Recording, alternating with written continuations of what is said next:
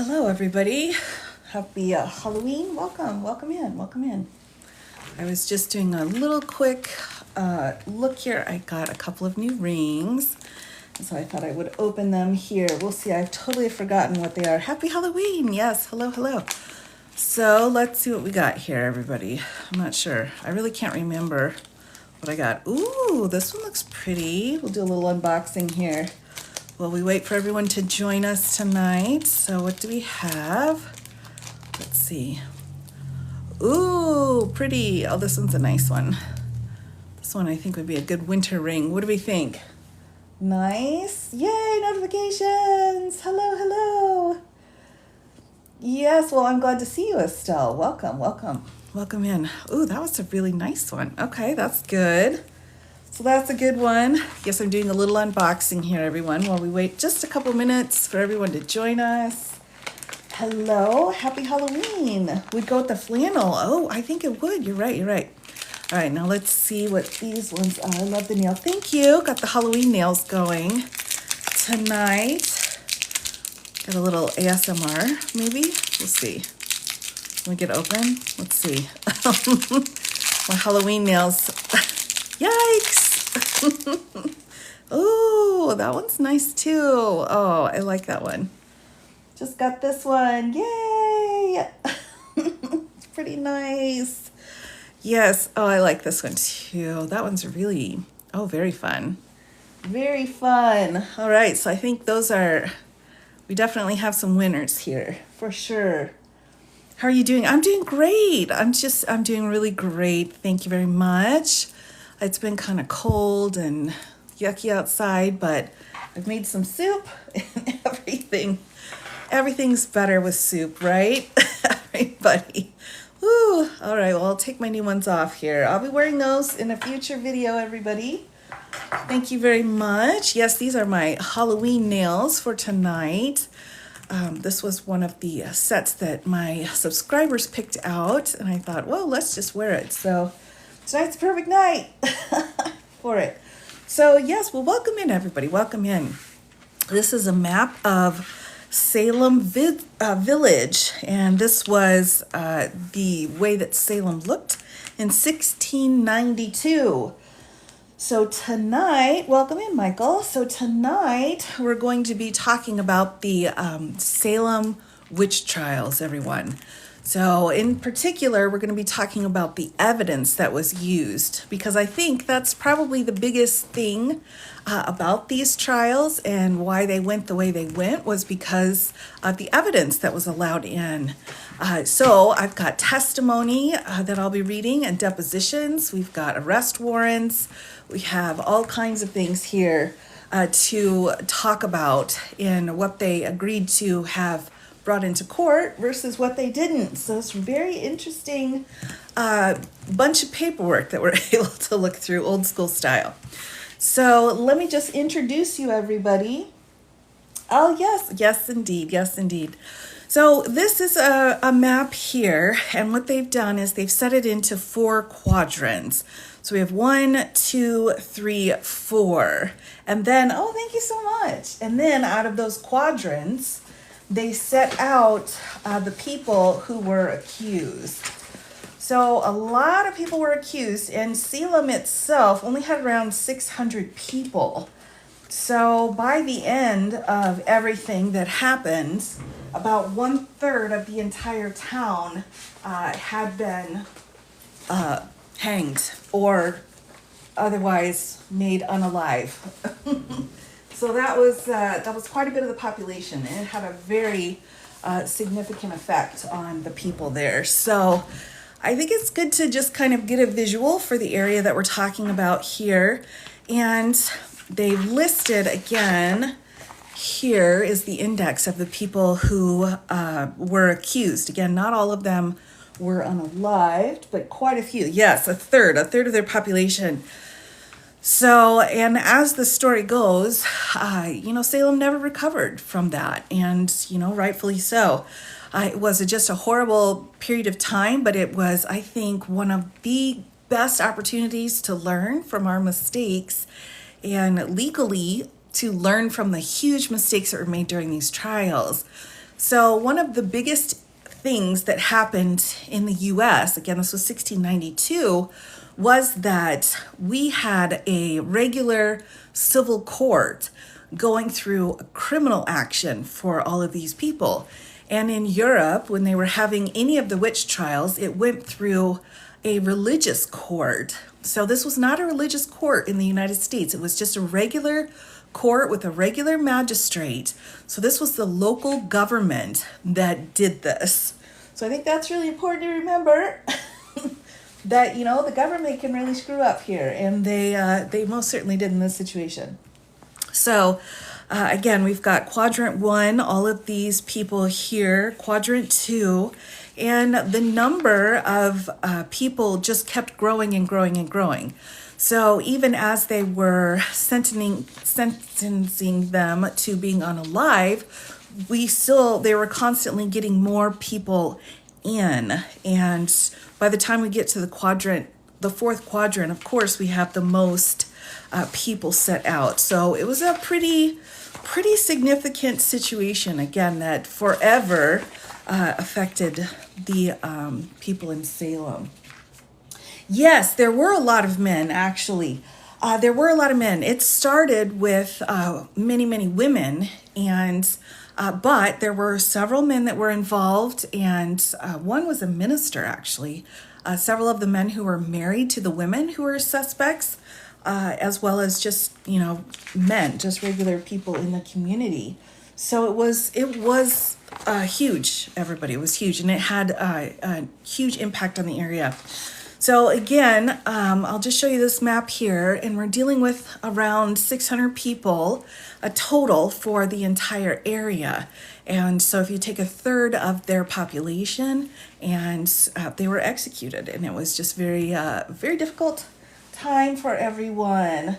75% were yes. And so tonight, I wanted to take you through just one particular case. Last year I did something similar, and so this year I wanted to take you through Martha Carrier's case. All right, so from start to finish, and I've got the arrest warrant. She had 2 indictments against her, also had multiple people testifying as evidence. So, and then of course her sentencing, and then she was executed then on the 19th here.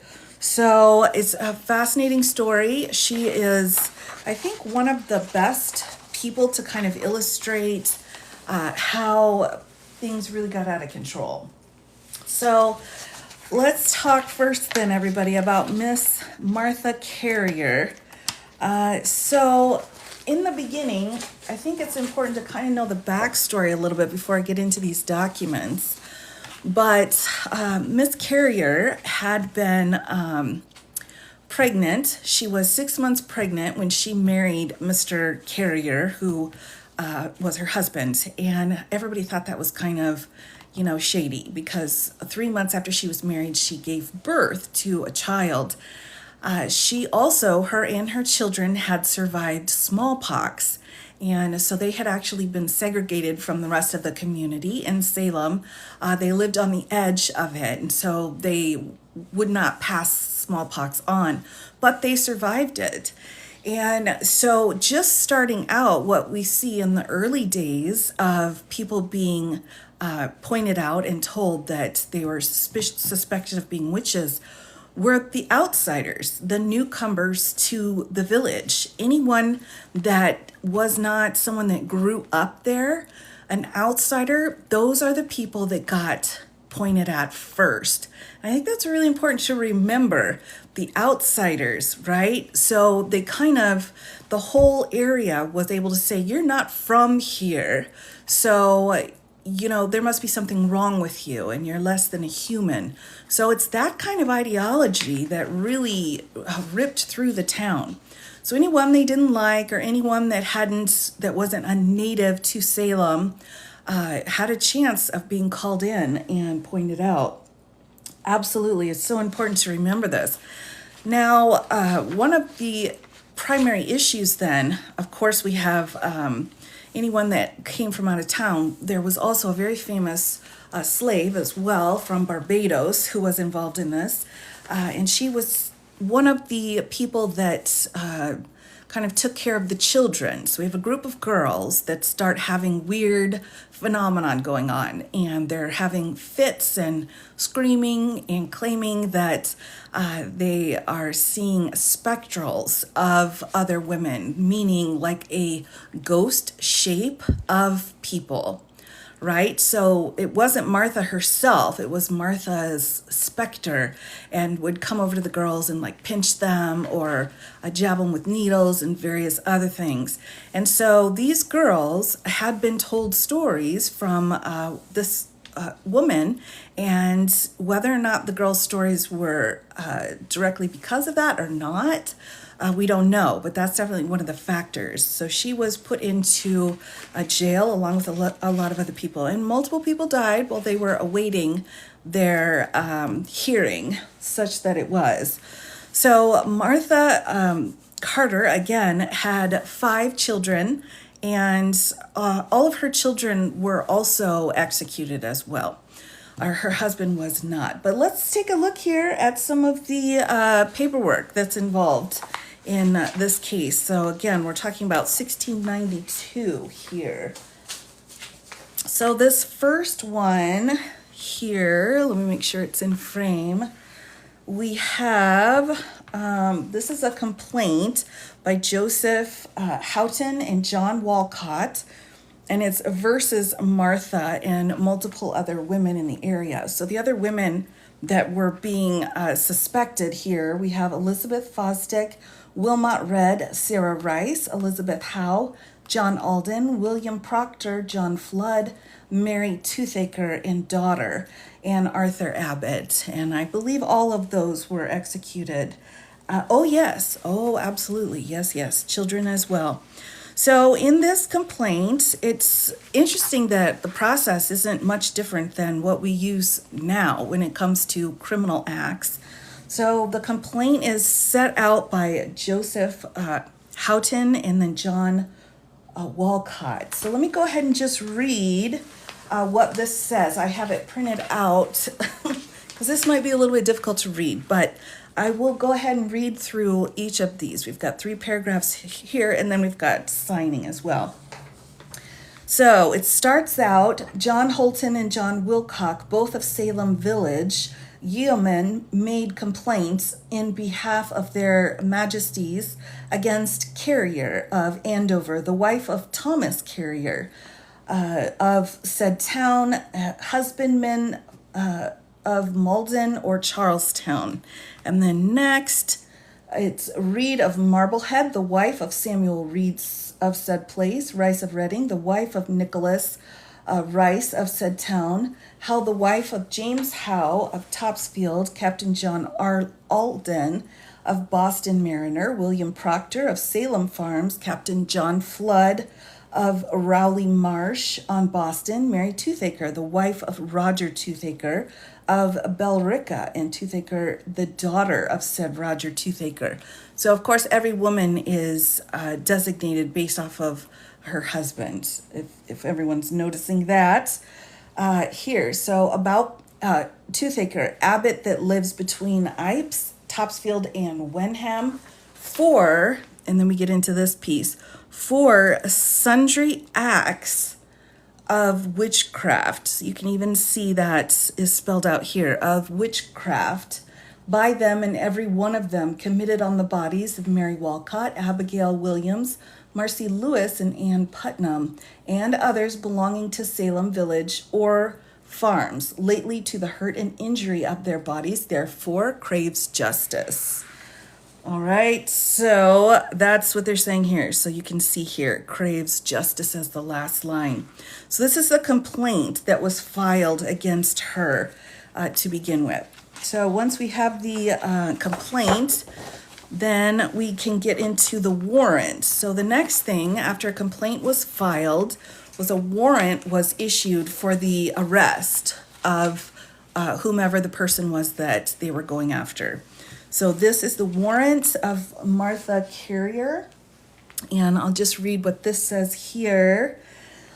It says, to the Marshal of Essex or his department, or to the constables of Andover, you are in their majesties' names hereby required to apprehend and forthwith secure and bring before us Martha Carrier, the wife of Thomas Carrier of Andover, on Tuesday next, being the 31st day of this instant month of May, about 10 o'clock in the forenoon, or as soon as may be afterwards, at the house of Nathaniel Ingersoll's, in Salem village, who stands charged with having committed sundry acts of witchcraft on the bodies of Mary Walcott and Abigail Williams of Salem village, their great hurt and injury, in order to her examination relating to the premises above said fail not.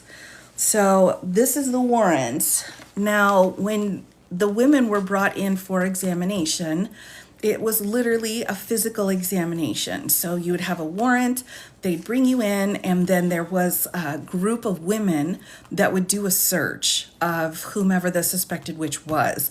And they would look for any kind of mark on their body that they thought was the catalyst for the familiar, right?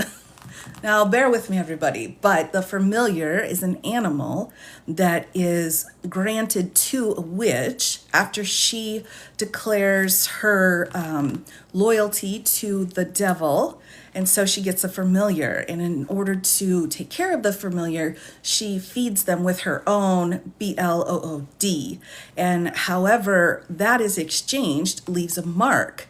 So they said that was the witch's mark. Now, the way they would test it is they would just see if they would jab a needle into wherever it was, and if there was pain, then they said, okay, that's fine. But if there wasn't any pain, it meant you were a witch. All right? We'll just kind of leave it at that. I won't get into too many more details, but yeah, so that happened. All right?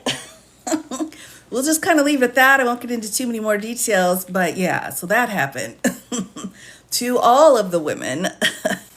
Now, as far as I know, the men were not tested. It was just the women that were tested. Yeah, so that happened to all of the women. Now, as far as I know, the men were not tested. It was just the women that were tested. So if you happen to have any scar marks from smallpox or from something else, that could be seen as the witch's mark. So that could be pretty bad. All right, so our warrant, and they took Martha in, and so that takes us next to the indictments. So let's get into the indictments, and then I'll start to read some of the testimony for you, everybody. Love the nails. Thank you so much. Thank you so much. All right, so here's our first indictment, everyone. It's very faint. Most of the records were actually, at the time, were destroyed. So it's really amazing that some of these records actually survived. The Puritans, after all of this stopped, when the governor stepped in and said, wow, you all need to chill out, everything that they had was destroyed except for some records that were hidden away. So we're lucky to have any of these records at all, because the people were so guilt-ridden that they wanted to get rid of all traces of what had happened. So thankfully, some of these documents were saved. So hide the evidence, exactly right, exactly right. So here's indictment 1. Let me just read what this one says. Here we go. I got this examination warrant. I gotta just make sure I have all the right pieces here. Okay, indictment 1. So this is indictment number 1 of Martha Carrier for afflicting Mary Walcott, one of the children.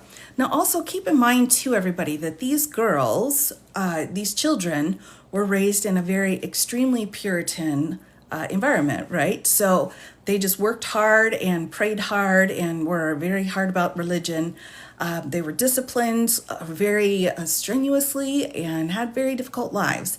And so they're, when they started saying that they felt they were being messed with by evil, then their lives got a lot better. Everyone started focusing on them. Everyone started making sure that they didn't work. They were able to rest.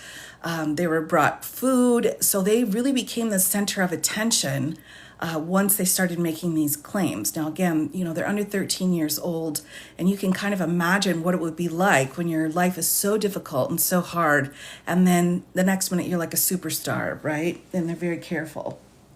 So that's one thing to keep in mind as we go through this. So we've got, this one is Mary Walcott, one of the children here. So this states, first of all, this is all in Latin. I'm not going to read that because I don't have Latin knowledge, but Essex of the jurors of our sovereign Lord and Lady, the King and Queen, presents that Martha Carrier, wife of Thomas Carrier of Andover, in the county of Essex, husbandsman, the 31st day of May, in the 4th year of reign of our sovereign Lord and Lady William and Mary, by the grace of God, England, Scotland, France, and Ireland, King and Queen defenders of the faith, and divers other days, in times as well before as after, certain detestable acts called witchcraft, and sorceries, wickedly and feloniously hath used, practiced and exercised at and within the township of Salem in the county of Essex, aforesaid, in, upon, and against one Mary Alcott of Salem village, single woman in the county of Essex, aforesaid, by which said wicked acts, that said Mary Walcott, the 31st day of May in the 4th year above. So that's, again, kind of a sampling of what they're saying. They're saying she committed acts of witchcraft. Now, when we start getting into the evidence, everybody, there's one key piece that changes the whole scope of everything, and that is the judge, the court in this situation allowed for something called spectral evidence, right? So spectral evidence meant that a witch could have her spirit leave her body and go and harass these children and then go back into her body. And so the children are just reporting what the spectral saying to them and doing. So they're allowed to use evidence, so this spectral evidence from the girl's testimony. So these children are testifying that this, entity spirit is harassing them. Meanwhile, the actual person is on the other side of the village. It didn't matter. So this kind of evidence, even at that time, was seen as not reliable evidence. But the magistrate in the area, the judge here, said, well, we'll go ahead and allow it.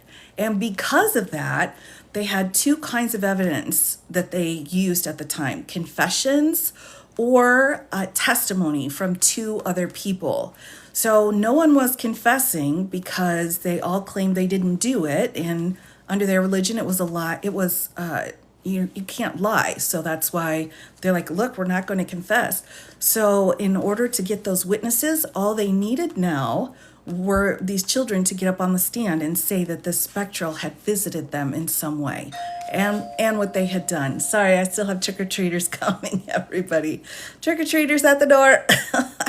So that was what really happened here. Now, as the road went down, when the governor finally stepped in, he was the one that said this kind of evidence is absolutely ludicrous and we can't allow this to be used anymore. But that's what happened. That's really what these cases are about. No, I've got munchkins coming up to my door still, everybody. Bear with me here. Sorry. Nope, I've got little ones out there that are still coming to my house to get candy. We still have candy. Oh my goodness. All right, so that's again kind of the background here. Hello, Elise. Hello.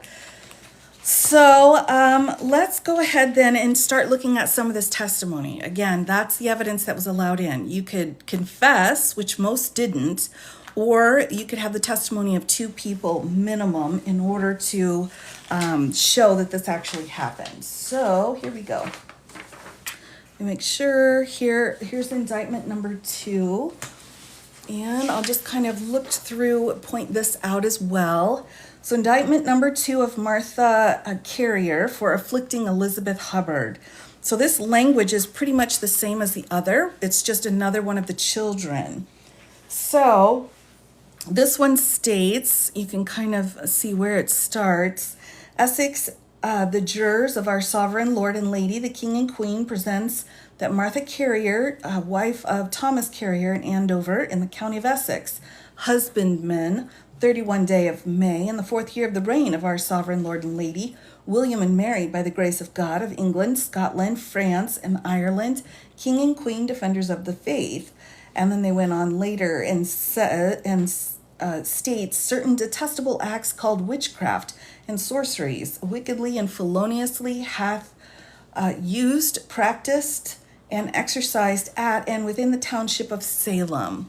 So this is the second indictment. So she was accused of witchcraft for both of these girls. Now, again, keep in mind, she was kind of already on the outs because she was pregnant when she got married and they had had smallpox. So she was already like a fringe character, very low in the social hierarchy.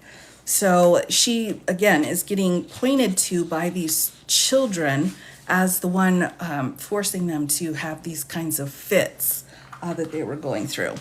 So then next, we start getting into the testimony, everybody. So the testimony, I think, is some of the most interesting parts of this case. And it's nice in this particular case because they kept a very good record. Not everybody has a record like this, but for her case in particular, they kept really good records. So this is testimony of Benjamin Abbott. And so let's just read here and see what he has to say. Right, it's very easy target. So anyone that was kind of in the lower classes, anyone that, again, wasn't a native to Salem, those were the people that they were going after. So just anyone who was the lowest on the social rungs. So here we go. Testimony, Benjamin Abbott, and this was August 3rd of 1692. So they did go through this kind of trial situation before she was executed. But again, the only evidence was the testimony of these various people. So here we go. Testimony of Benjamin Abbott, aged 31 years, saith, last March was 12 months, then having some land granted to me by the town of Andover, near to Goodman Carrier's his land, and when this land came to be laid out, Goodwife Carrier was very angry. So now he's talking about her disposition, apparently.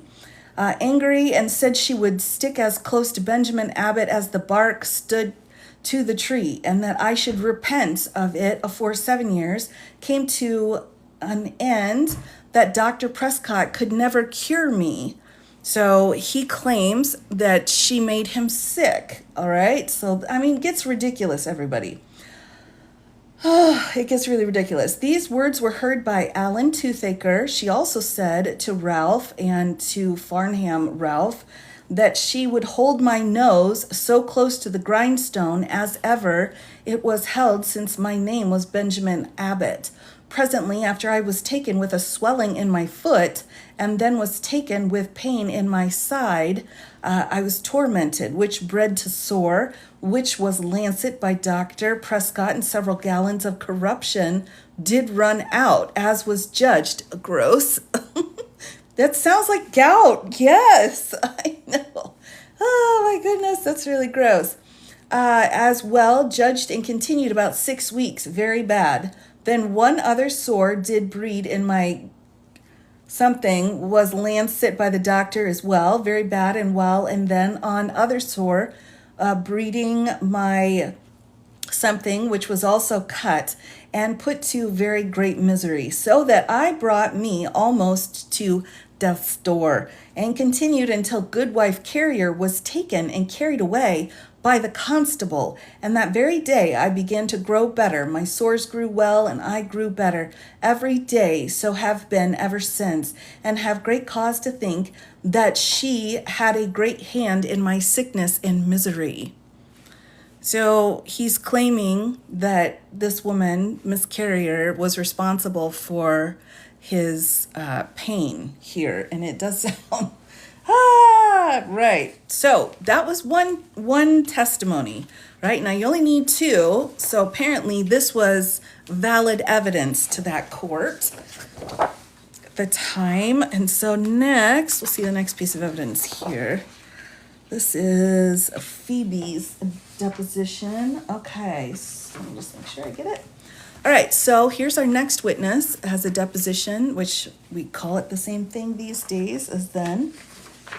All right, here's our next one. This is a deposition of Phoebe Chandler and testimony of Bridget Chandler. So she testifieth, and so Phoebe Chandler, who's testifying, is 12 years old. So this is from a 12-year-old child. Here's what she said. Testifieth that about the fourth night before Mary Carrier was sent for to Salem to be examined, upon the Sabbath day when the psalm was singing, said Mary Carrier took me deponent by the shoulder and shook me in the meeting house and asked me where I live. But I made her no answer, no doubting, but she knew me, having lived some time the next door to my father's house, on one side of the way. And that day, she said, Martha Carrier was ceased. My mother sent me to carry some beer to the folks that were at work in the lot. And when I came within the fence, there was a voice in the bushes, which I thought was Martha Carrier's voice, which I know well, but saw nobody. The voice asked me what I did there and whether I was going, which greatly frightened me, so that I run as fast as I could to those at work and told them I had heard. About an hour and a half or 2 hours after my mother sent me again, upon the same occasion, to the workmen above the coming home, near the place above where I heard the voice. So we have a 12-year-old child who heard a voice from the bushes.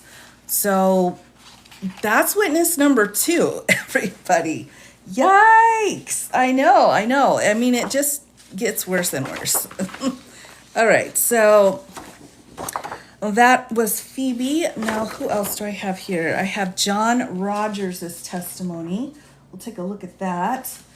So here's another witness. Now we're getting to it. Yeah, I mean, I see too how, if you see kids struggling and you feel guilty because you're, always disciplining them, maybe you're extra kind about it. But that's one thing that's always troubled me.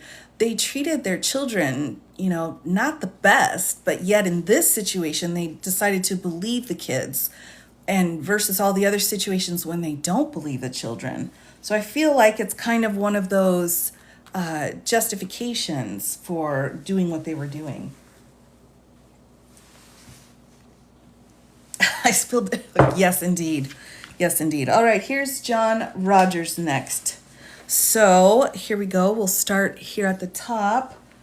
That about 7 years. So 7 years ago, 7 years since Martha Carrier, being a nigh neighbor unto this deposition person, and there happening some difference betwixt us, she gave forth several threatening words, as she often used to doe, and in short time after this deponent had 2 large lusty sows. What?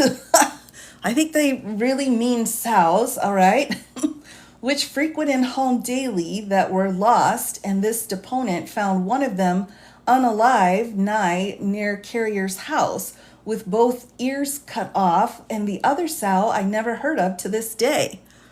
Oh my goodness. And the same summer, to the best of my remembrance, I had a cow, which used to give a good mess of milk twice a day, and all of a sudden she would give little or none every morning through. At nights she gave as formerly, and this continued above the space of a month, in which time I had 3 meals, milk on 3 several mornings, not successively, and no more than one night. 3 of us watched the cow all night, yet I could have no milk in the morning. And her, and about the months, and she gave milk as formerly she used to, by all which I did in my conscience believe then in the day of it, and have so done ever since, and do yet believe that Martha Carrier was the occasion of ill accidents by means of witchcraft, she being a very malicious woman, and further saith not. So apparently, his two pigs and his cow had some difficulties. And so that was Martha's fault, and it meant that she was a witch. Okay, so that's interesting evidence there. So this is our third person testifying. This is what they convicted this woman off of, is this testimony. Yeah, the cow didn't produce enough milk, and the pigs went missing. Or one went missing and the other one lost an ear. Right. Yes, indeed. Yes, indeed. We're in Salem right now. So again, here's our evidence.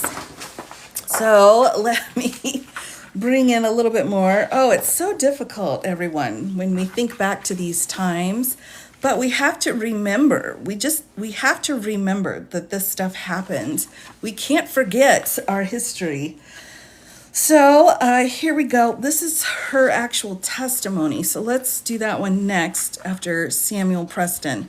So Samuel Preston's testimony here. Samuel Preston. All right. Love your nails. Thank you. Thank you so much. Yes, happy Halloween. Happy Halloween. All right, here we go, everybody. This is Samuel Preston. Again, we need to have a confession, or we need to have two or more people testifying against her. All right. Samuel Preston here, about 41 years. You can kind of see as I'm going along here. Saith that about 2 years since I had some difficulty with Martha Carrier, which also happened several times before and soon after I lost a cow in a strange manner, being cast upon her back with her heels up in firm ground, when she was very lusty, it being in June, and without about a month after this, the said Martha and I had some difference again, at which time she told me I had lost a cow lately, and it would not or should not be long before I should lose another, which accordingly came to pass. For I had a cow that was well kept with English hay, and I could not perceive that she had anything yet, and yet she pined and quickly lay down as if she was asleep and died. Jurat in curia. So apparently another cow was predicted to have some problems 2 years ago. So the one thing that's consistent through all of the testimony is that this Miss Martha was very assertive and spoke her mind and said what she wanted to say. And apparently that meant she was a witch. Yeah, they're going after women. Exactly. All right. Here we go. And then we've got Alan Toothaker, which is tough because his family actually was also executed. But let's take a look and see what he has to say. Then the judge was the grandfather. Yes, exactly right. And the judge here could have said, I'm not going to rely on spectral evidence.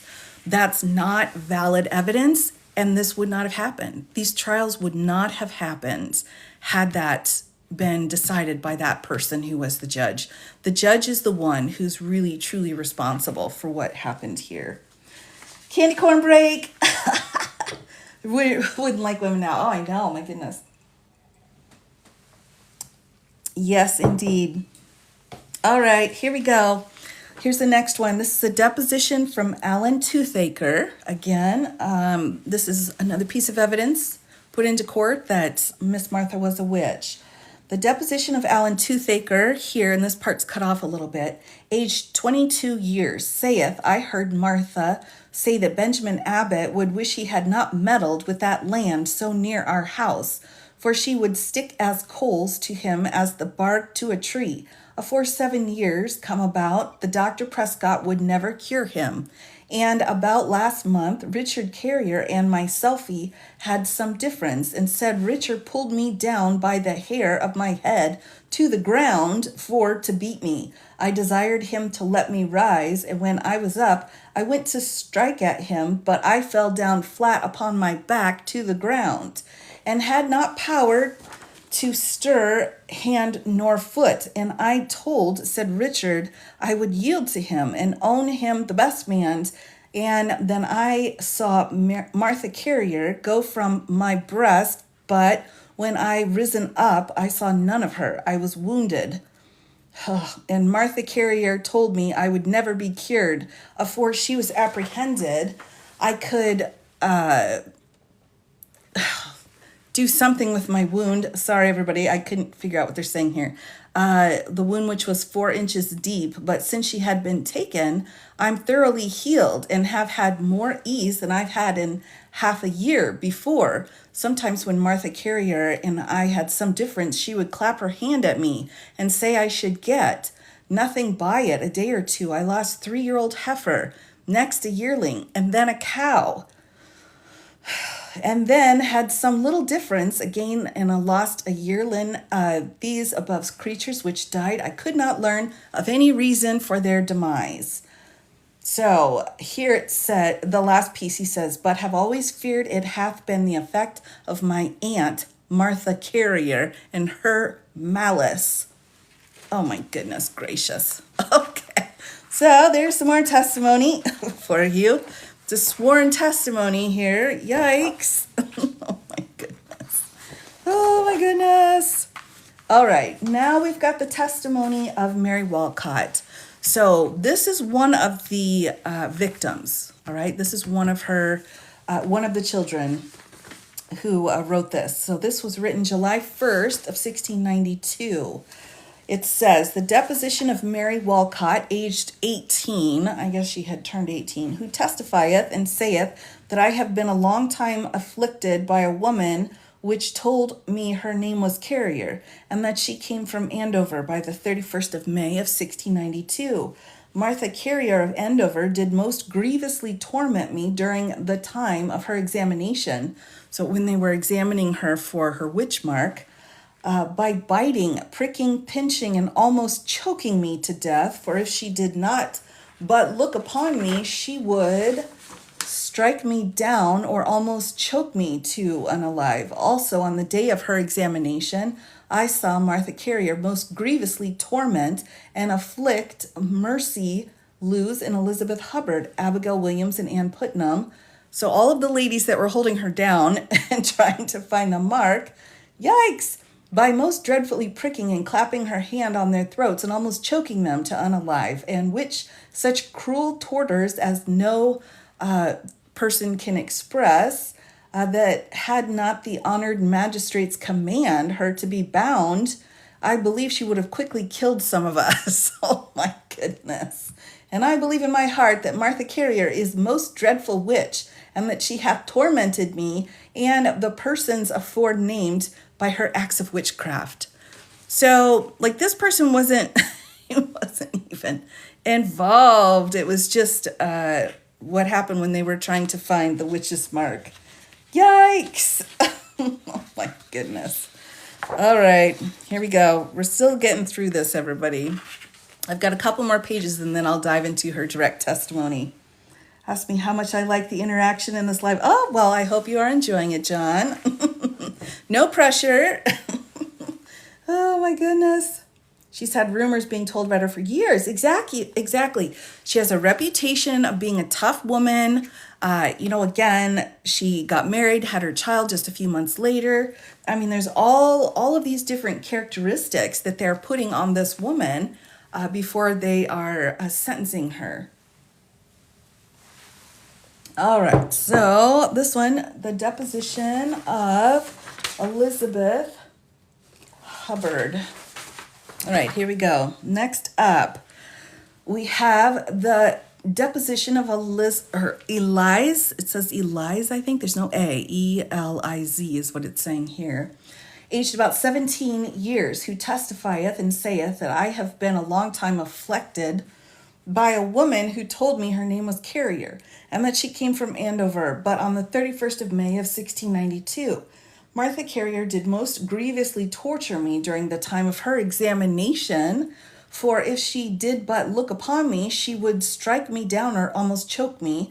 And also I saw Martha Carrier most grievously torment Mary Walcott, Mercy Lewes, Abigail Williams, and Ann Putnam with such dreadful torture as no tongue can express. Again, this is how she is responding to them when they're trying to find this witch mark on her person. Yikes, that had not the honored magistrates commanded her to be fast bound, I believe she would have quickly killed some of us, and I verily believe in my heart that Martha Carrier is the most dreadful witch. For several times since Martha Carrier has been in prison, she hath had her appearance come to me and most grievously tortured me by pinching, pricking, and almost choking me to death, which I believe she could not do if she were not a witch. So this particular person is claiming that her Martha's specter left her body and went to her when she was sleeping and harmed her, and then went back into the body that was in jail. So that's that specter evidence that we were talking about here. Oh, yikes. Yes, using the same language. Very suspicious. Suspicious. All right, so let's see what else we have here. Move this out of the way, and then here's the map. All right, so here's our last witness before I read through her testimony, because I do have her testifying here as well. So this one is Andrew Foster. This is our last witness. Okay, here we go. They're using ghosts as a defense. Yes, spectral evidence. That was what really made these trials happen, was they were claiming that the spirits, the specter of these women were coming to them, even though the women were in another place. And those guests, those ghosts were harming them. I know, ridiculous, right? All right, the testimony of Andrew Foster, aged about 55, and then this one's pretty easier to see here, who saith that sometime last May, I being in the house of Thomas Carrier, I was saying that I heard that when Timothy Osgood and his brother Samuel went to Salem the other day, going to let Ingerson, one of the afflicted maids, looked out and asked what they brought them 3 women behind them for. They asked what woman the maid said, Goodwife Carrier. Goodwife, a Toothaker, and her daughter, and they going into Ingerson hours. They asked the maid where Goodwife Carrier was. She answered that she sits by you upon the table, upon which the maid had a fit, which almost twisted her neck almost round off. Then Goodwife Carrier answered, no, it is no matter if her neck had been quite of if she had said I was there. So sorry about that. Last little bit's hard to see. Smudged out. But basically a maid there is saying that Martha's sitting on the table and messing with her when she wasn't there. That's more of the spectral evidence. Yikes. Yikes. My goodness. All right. So let's get into Miss Martha's testimony here, everybody. Let's see if I can get her. Oh, let's see. Testimony, deposition. Okay, so this is the examination, copy of the examination of Martha Carrier. All right, so there's several people speaking here. You can see their names, and then they've got them separated out. So we'll see how we can do that. Yes, indeed, we certainly are doing the witch trials. Absolutely. So here we go. The examination of Martha Carrier, May 31st. Abigail Williams says, "Who hurts you?" A Carrier. Goody Carrier of Andover, "Who hurts you?" Goody Carrier. Susan Sheldon says, "Who hurts you?" Goody Carrier says, "She bites me, pinches me, and tells me she would cut my throat if I did not sign her book." Next, Mary said, "She's afflicted her and brought the book to her. What do you say to this? You're charged with, I've not done it." Cried, "She looks upon the black man." Ann Putnam complained of a pin stuck in her.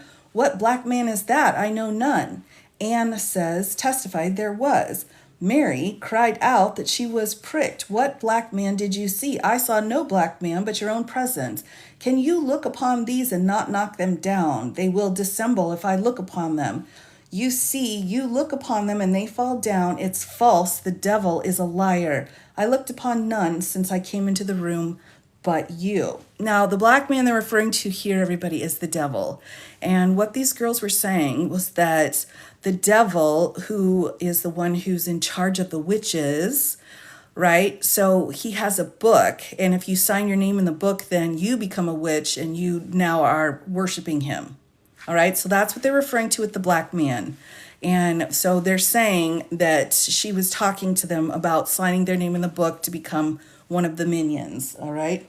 So Susan cried out in a trance, "I wonder what you could murder 13 persons."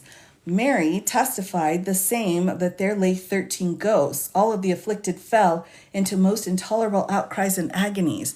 So the girls are on the floor screaming in agony at this point. Eliza Hubbard testified the same, that she had killed 13 at Andover. "It is a shameful thing that you should mind these folks that are out of their wits. Do you not see them? If I do speak, you will not believe me." And then to the next page, it says, this page here, "You do see them," and said the accusers. "You lie and I'm wronged. There's a black man whispering in her ear," said many of the afflicted. Mercy Lewis, in a violent fit, was well upon the examinants, grasping her arm. The tortures of the afflicted, so these girls are screaming on the floor, was so great that there was no enduring it. So she was ordered away and to be bound hand and foot with all expedition. The afflicted in the meanwhile almost killed the great trouble of all spectators, magistrates, and others. So let me decipher what they're saying here. They're saying that these girls came in, were having fits, and so they tied up Martha, took her out in order for the fits of these girls to stop. All right, that's what this was really about, her testimony. So there's really not much that she's saying. She's just standing there while the girls are having these fits that are going on there. Yikes. All right, so that's kind of the end here of her story, of Martha's particular story. And again, let me remind you that she was subsequently executed after this. Well, you do this on Halloween? Yeah, well, yeah. I think, I think it's good to always remember, right? We can't forget some of these very important things. And we don't know. I mean, the way I kind of see it, everyone, is that we go through this phase where, we may not call the people at the bottom of the social ladder witches. We may call them something else. We may call them immigrants or poor people or a different race of people or a different religion. So we have different names for that group at the bottom of society. But it's the same thing, though. They're viewed as inhuman, untrustworthy, and people go after them because they're different. And so we have to remember that this happened. It's so important. We cannot forget. All right, here we go. So this picture, everybody, is called The Examination of a Witch by Tompkins Madison. It was in 1853, and here's the description. Generally supposed to represent an event in the Salem witch trials, an earlier version of this painting was exhibited by the artist in New York in 1848. With a quotation from John Greenleaf Whittier's book, Supernaturalism of New England, 1847. Mary Fisher, a young girl, was seized upon the Deputy Governor Bellingham in the absence of Governor Endicott and shamefully stripped for the purpose of ascertaining whether she was a witch, with the devil's mark upon her. And then the citation is there. So this is out of Salem. I'll say, oh, of course. Oh, my pleasure. My pleasure. So that's what this art is. Tombstones of Salem have 3 different styles. The oldest have, oh, really? That's interesting. That's very interesting. Let me see here. Let me see. Oh, here we go. So this is the one for Martha, whose court documents we just went through. But it's only just this piece. So I couldn't get a better one than that. No, I've not. I'm not saying there weren't witches there. Well, yeah. I mean, kind of. Yeah. Kind of was a bit of that. All right, so next piece is this one. This one I think is a bit more famous. A lot of people seem to remember this one.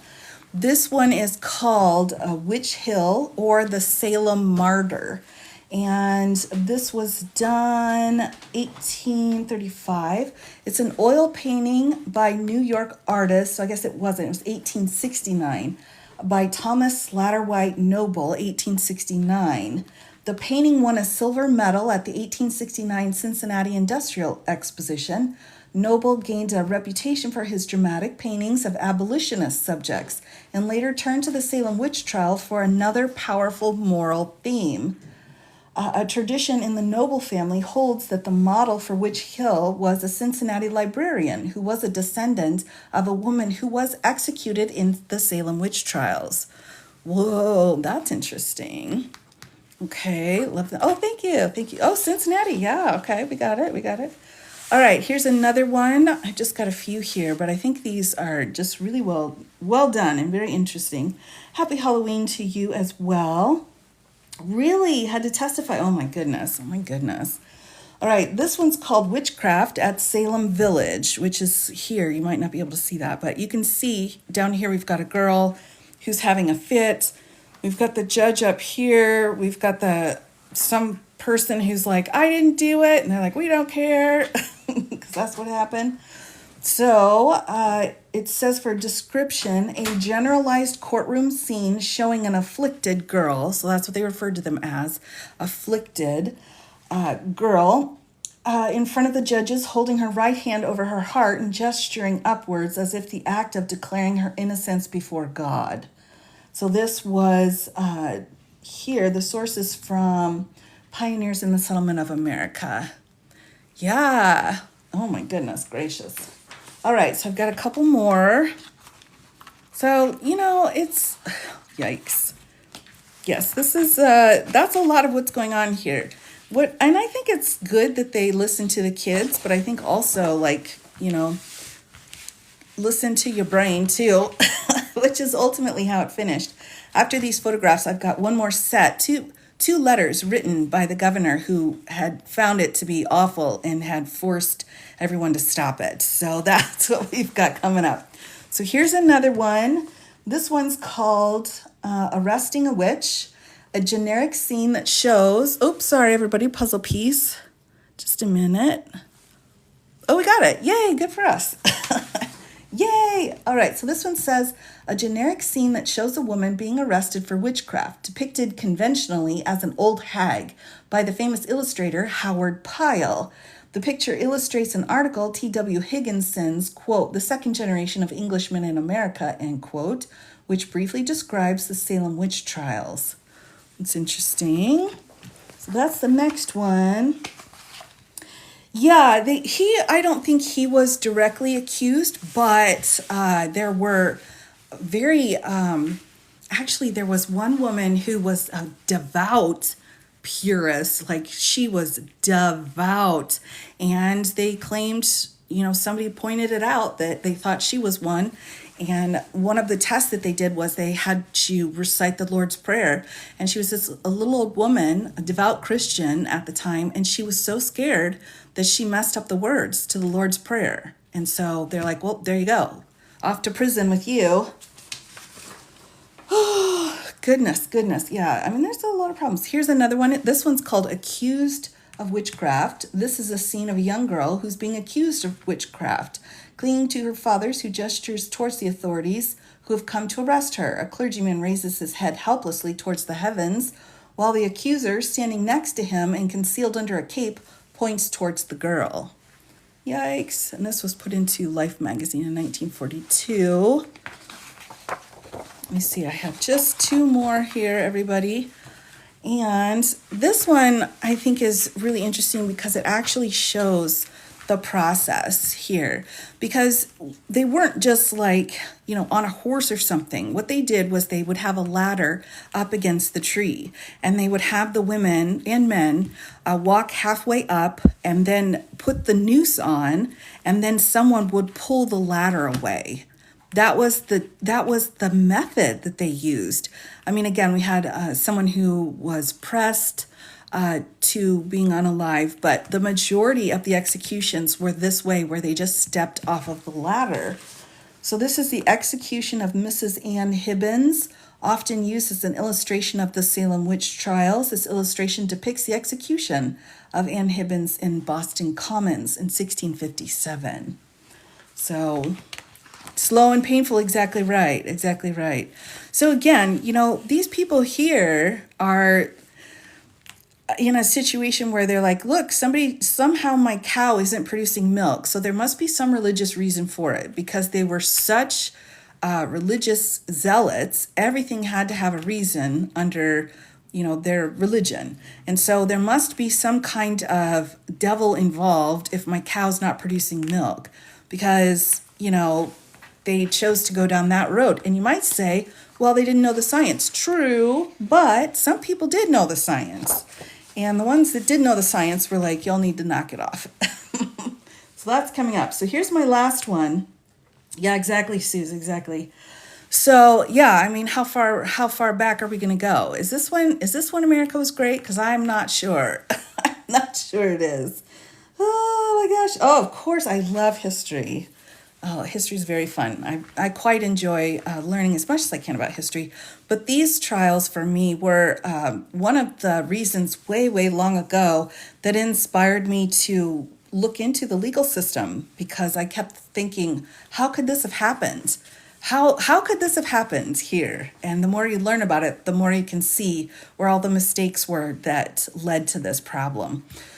This horrible, horrendous situation. So here's our last picture here. We have the soul-killing witches that deform the body. And the description is, the image shows two witches stirring a steaming cauldron, published in 1828, edition of Robert Califf's More Wonders of the Invisible World. In the background, a witch rides on a broomstick, brandishing a snake in her hand. To the left, spectral images fly out of the boiling cauldron, and a cat leaps into the scene from the right. So that's the familiar. So we've got all the elements here. So that's the familiar that they're given once they sign a pledge to the devil, apparently. These are the specters here coming out, and then riding on a broom. I mean, that's like, I don't think they really rode on brooms. That was something that was new that happened. References to cat familiars, flying witches, and spectral images are common features of the court records of the Salem witch trials. So that was that. Yikes. All right, everyone. So after that, you may wonder, how did it all end? What made it end? We had 6 months, basically, where, again, they lost a third of their population. And it ended because this man came in and was like, you'll need to knock it off. So this man here is William Phipps, and he was science-oriented. And here is a letter he wrote. Let me just read it to you here. And this is what ended the trials. When I first arrived, I found this province miserably harassed with a most horrible witchcraft or possession of devils, which had broke in upon several towns. Some scores of poor people were taken with preternatural torments, some scalded with brimstone, some had pins stuck in their flesh, others hurried into the fire and water and dragged out their houses and carried over the tops of trees, hills for many miles. It hath been represented to me much like that of Sweden about 30 years ago, and there were many committed to prison upon suspicion of witchcraft before my arrival. The loud cries and clamors of the friends and afflicted people, with the advice of the deputy governor and many others, prevailed with me to give a commission of Oyer and Terminer for discovering what witchcraft might be at the bottom of, whether it were not a possession. The chief judge in this commission was the deputy governor, and the rest were persons of the best prudence and figure that could them be pitched up. When the court came to sit at Salem in the county of Essex, they convicted more than 20 persons of being guilty of witchcraft. Some of the convicted were such as confessed their guilt. The court and I understand being their proceedings with the accusations of the afflicted, and then went upon other humane evidences to strengthen that. I was almost the whole time of the proceeding abroad in the service of their majesties in the eastern part of the country, and depended upon the judgment of the court as to a right method of proceeding in cases of witchcraft. But when I came home, I found many persons in a strange ferment of dissatisfaction, which was increased by some hot spirits that blew up the flame. But on inquiring into the matter, I found that the devil had taken upon him the name and shape of several persons who were doubtless innocents. And to my certain knowledge of good reputation, for which cause I have now forbidden the committing of any more that shall be accused without avoidable necessity, and those that have been committed I would shelter from any other proceedings again, them wherein they may be at least left alone of any wrong to be done unto the innocent. I would wait for any particular direction or commands from the majesties. Here, sir, I beg pardon for giving you all this trouble. The reason is because I know my enemies are seeking to turn it upon me, and I take this liberty because I depend upon your friendship and desire you will please to give a true understanding of the matter if this kind of thing be urged and made use against me, because the justness of my proceeding herein will be a sufficient defense. Dated Boston, the 12th of October. So he stepped in and he said, first, he said spectral evidence is not allowable. It doesn't have any, there's no way to trust it. So spectral evidence was out, and once they tossed that, if they didn't have confessions that weren't brought about by torture, those were also not going to be true pieces of evidence as well. So we had one sane person exactly. We had this man came in and said, your proof, your evidence is not enough for you to be executing all of these people. And it ended. And that's how the story ends here. So 6 months, 1/3 of their population. And all it took was if you were different, if you were kind of on the outskirts or or you weren't from there originally or had a lower social class, then you were going to get picked. As time went on, they started going to the merchants and various other people with higher positions and people that they had land disagreements with. So if you disagreed with your neighbor, you could say your neighbor was a witch and your neighbor would get hanged. I mean, that's like what they were doing. And then he's like, what? That's not right at all. So, we have to really take the lessons that we've learned here when it comes to what kind of evidence is authentic, what is appropriate in these kinds of situations, and who should be presiding. So again, I have to say the Salem witch trial is probably the worst time for justice and the most horrendous use of evidence in this kind of a situation. Yes, I've never heard of spectral evidence. Yeah, because we don't use it. We can't use any of that kind of stuff because, that's crazy. That's crazy. Child did something wrong. They could say, yeah, exactly right, exactly right. So it didn't matter. No one was protected. It started with the people who were on the outskirts of society, as it always does. And then it escalates more and more and more. So it's us versus them. And we don't know exactly who them is. So everyone that doesn't believe or look or do the same things we do then must be evil, the work of the devil. The spectral evidence. Spectral evidence is basically an eyewitness witnessing a specter doing something to them or another person. So the specter is basically the form of the witch, leaves her body, goes and harasses somebody, and then goes back into the witch's body. And then what the harassment is what they're testifying to in court. Well, kind of, Blynn. I mean, I think we can definitely see here. I mean, if you think about it, we had the Red Scare, like McCarthyism. That was a huge piece of it. That was another example where we didn't call them witches. They had a different name. Or, in the 50s with civil rights, like, again, we didn't use the witch word. We used other names. But anytime you take a group of people and you say that, you are like inhuman, you're not worth the same that we are, you're going to have problems like this. Were men persecuted? Yes, they were. Yes, they were. There were multiple men, and they were also executed. Most of them were married to women who were accused and executed, but there were several men that were involved.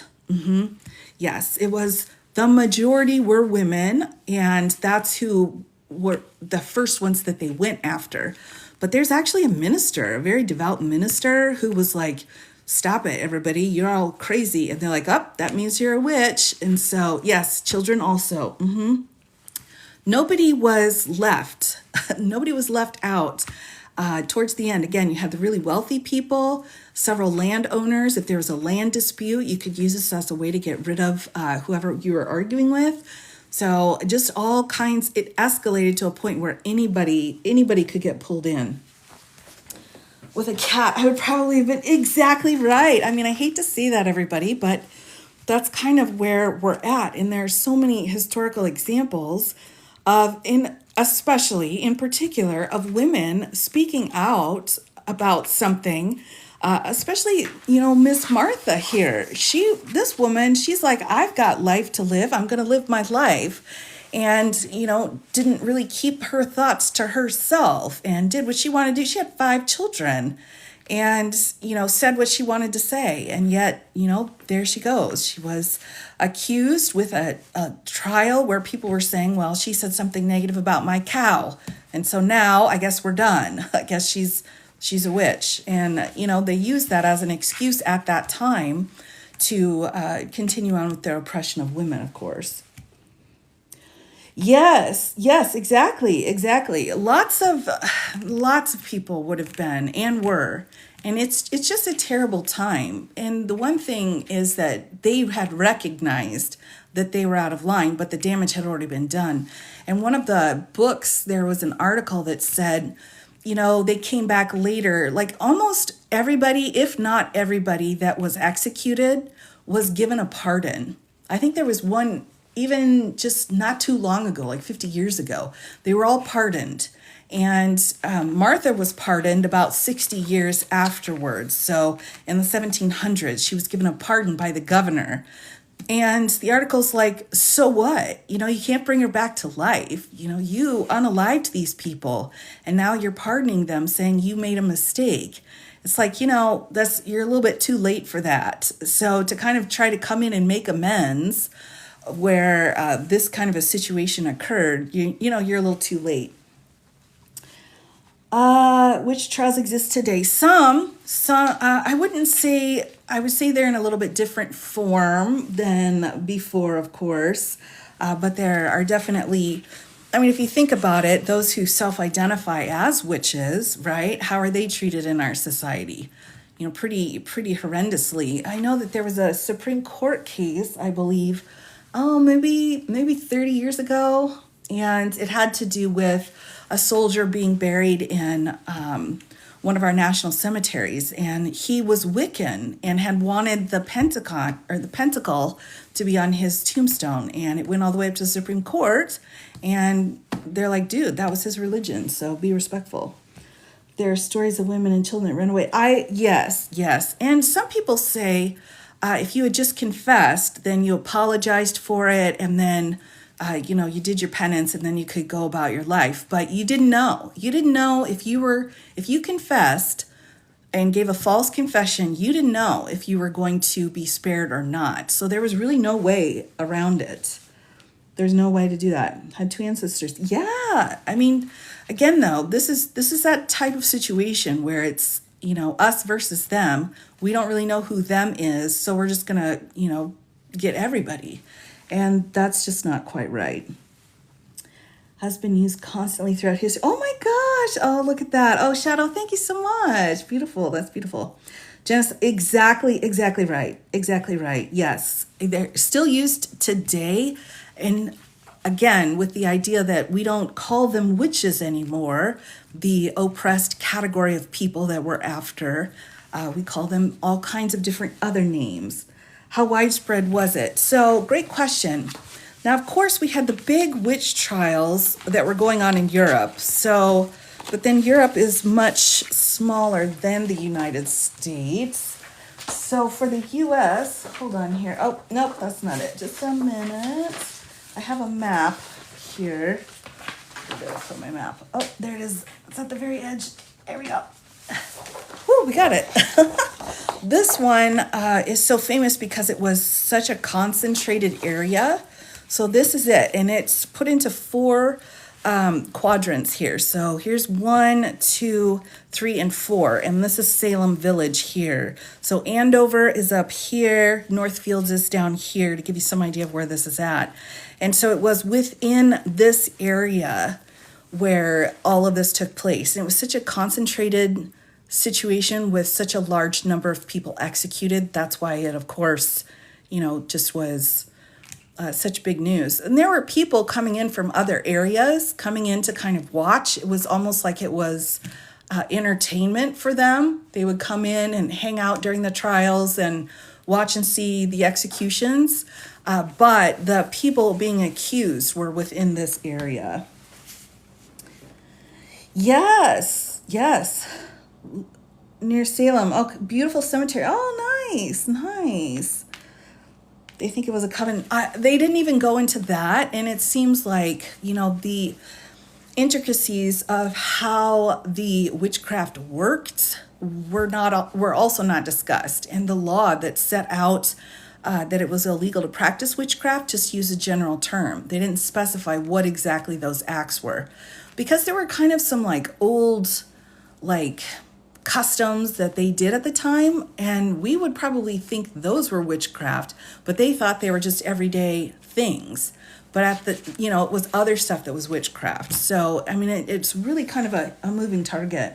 Happened to the families of the accused. Were they suspected also? Many times they were, other times they were not. When for Miss Martha, who is our witch of the evening, she had several of her children arrested also, and they confessed. They said yes, they gave false confessions, and they were executed. So they were not saved, they were executed. But sometimes they were, sometimes they weren't. And sometimes the husbands would turn against the wives and be like, whoa, I didn't know anything about it. Let me help you take care of that situation, and they would be saved. So everybody kind of turned against each other. Families turned against each other, spouses, everybody. It was like a free-for-all on to try to not get pointed out. When I voted this year, there were multiple measures to remove. Oh, yes, and I think that's always good. It wasn't a religion really at that time. Exactly right, Thomas, exactly. Yeah, it's not. Again, this was specifically, you're signing this in Salem.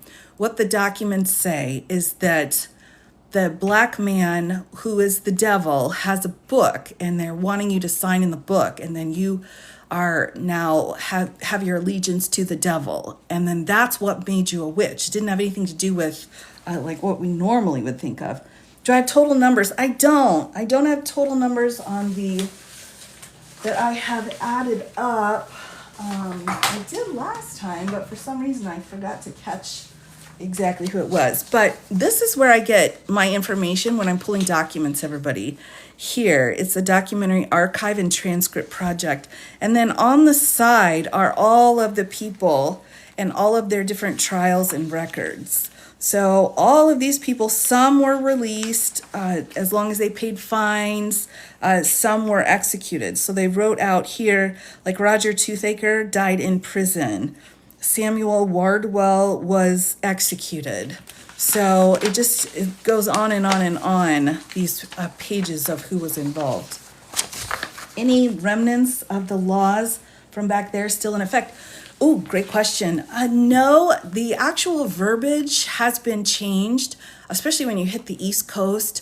Sometimes they'll have some of those original archaic laws still on the books, but because this was such a horrific situation, they really changed a lot of the language. And if you think about it too, this is another piece of why they were so careful in how they drafted the Constitution as well, because this would have just been about 100 years before the Constitution. So this was kind of fresh in everybody's mind that this had happened. And so when it came to any kind of tests involving religion or devoutness, they were all very worried. Nobody wanted to have this kind of a situation come about again.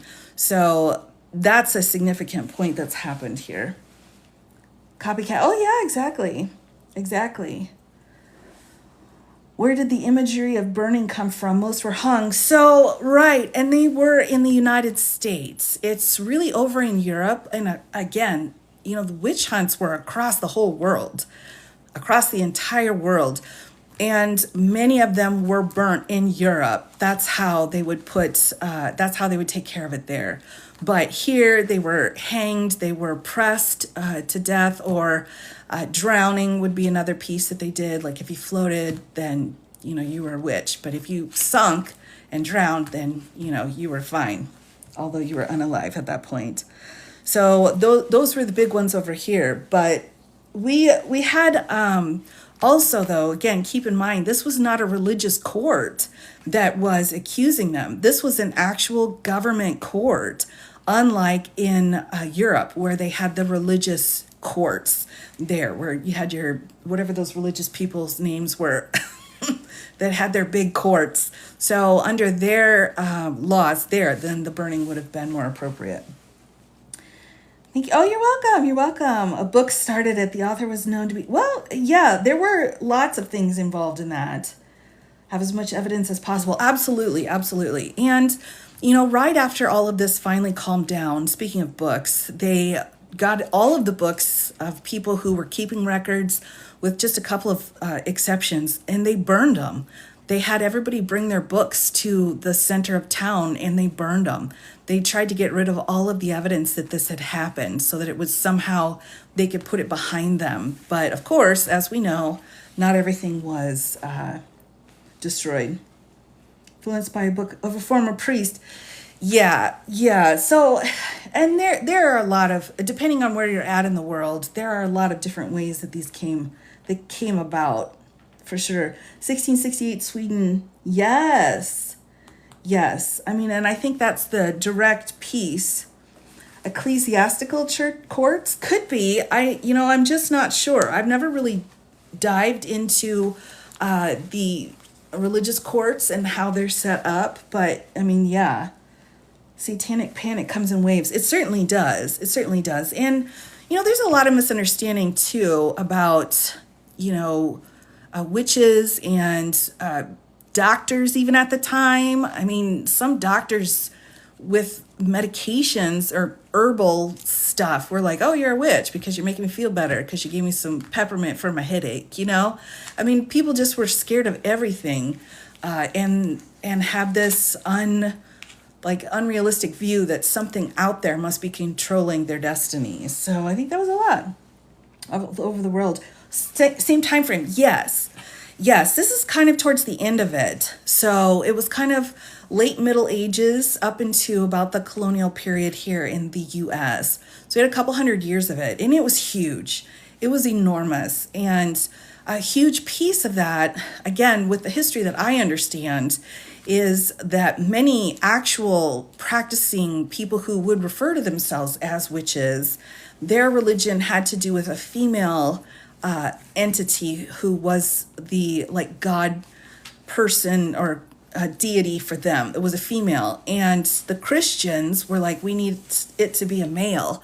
So it was about going after those that had felt like the pagans and so on, that had more of a feminine dominance. And so in order to kind of combat that, to get them to believe in Christianity, then they had to go towards that level. And some of the stories say that the creation of Eve being the one giving the apple to Adam was a way that Christians were trying to tell the pagans that it's the woman that causes all of the problem. And the snake as the devil, because the snake was the symbol for a female goddess. So there's all kinds of different stories. And it's really fascinating. You can just dive down that rabbit hole, and there's all these little stories all over the place. fascinating stories in South America too. So, I mean, there's just a lot of stuff when you look at around the world. But yeah, they were absolutely gone after for a couple hundred years here.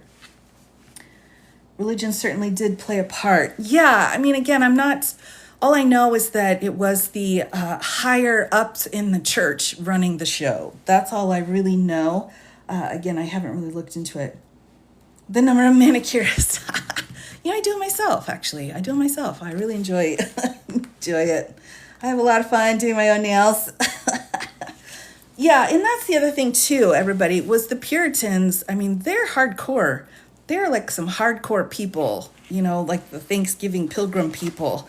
Like that was some hardcore business going on there. And it was a constantly feeling like you're sinning all the time. Everything was a sin. Everything you did was a sin. And like you had to like punish yourself. And so it had to do with like the kind of religion they were practicing at the time as well. So there were just a lot of different elements involved. Andrew Side talks about, oh, really? Oh my gosh, that sounds really interesting. 4 young girls' accusations. Yeah, and I mean, there's a lot to it. There's some rumors that had gone around. I think there was a big one in the 60s and 70s about there being like bad rye. Like some bad rye had these kind of like medicinal effects or, like drinking, like alcohol effects. And that affected the children, but that's been disproven. So that actually is not, it has been shown to not actually be true. But it's interesting. I mean, it's still it wasn't that long ago, the 60s and 70s. They're still coming up with different ways to kind of explain why this happened. Because I think it's really difficult for us to try to say, what? How could this happen? How could other humans do this to other people? And then another situation comes up, like civil rights in the 50s, like,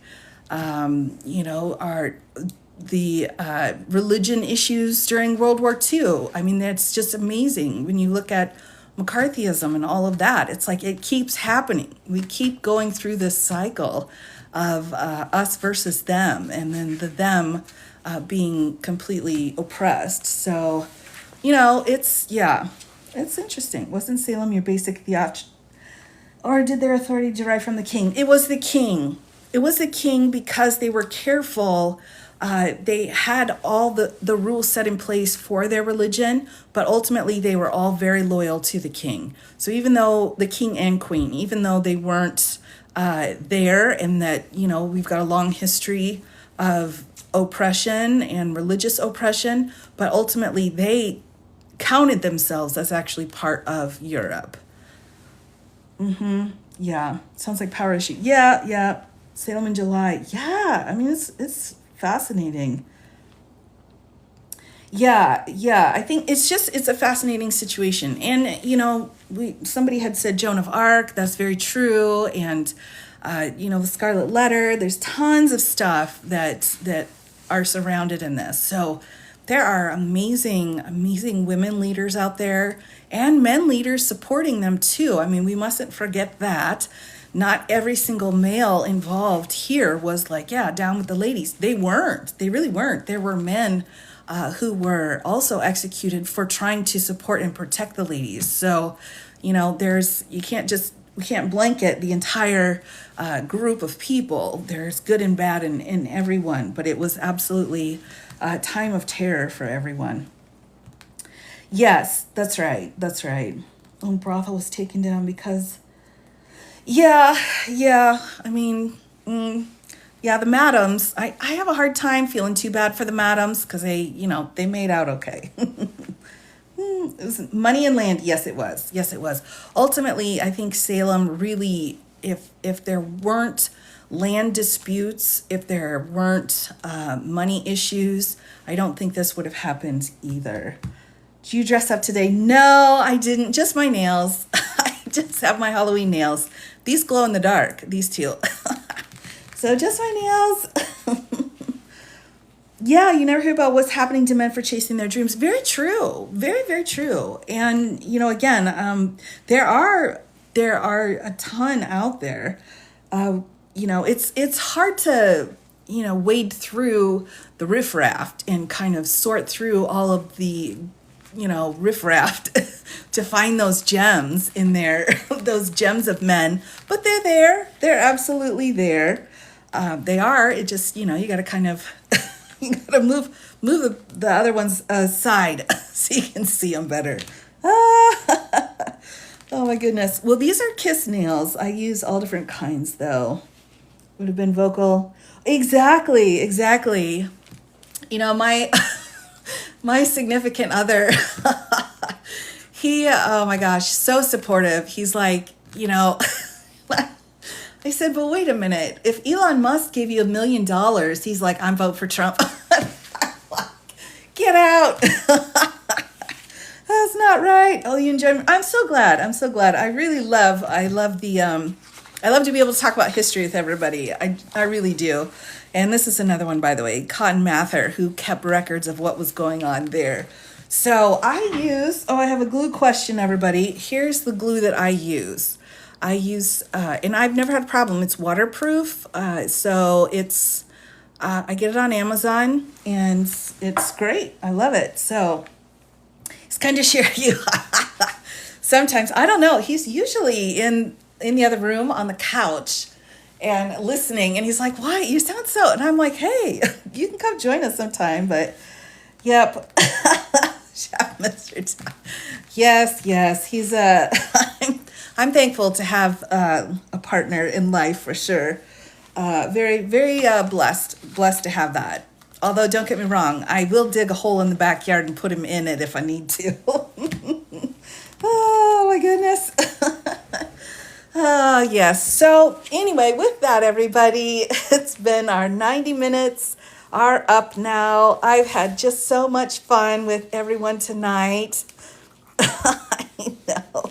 Oh, it's just been great. So I hope this was interesting for you and you learned something new, and we've got a little bit more history going on here. And I think that it's always good to remember where we've been. So I will go ahead and sign off for tonight, everyone.